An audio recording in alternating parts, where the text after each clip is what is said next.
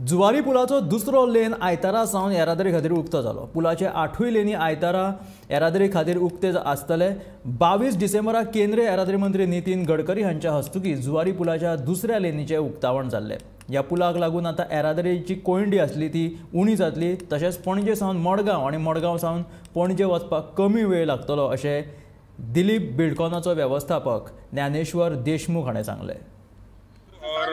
ये जो second phase था आज खुल गया है, so what do you have to say about this? Second phase मतलब हमारे लिए गर्व की बात है और गोवा के लिए जो डेडिकेशन दिया है जुवारी ब्रिज, सबसे अच्छा ब्रिज है। और ट्रैफिक और ये टाइम का जो मडगांव से पणजी से मडगांव के लिए जाने के लिए टाइम रिडक्शन है, इस ब्रिज से अच्छा और जल्दी पहुँचने के लिए अच्छा रहेगा ये। और दूसरा चीज़ है जो 640 मीटर का केबल से ब्रिज है, ये आज ओपनिंग हो रहा है, जो सेकेंड लेन है।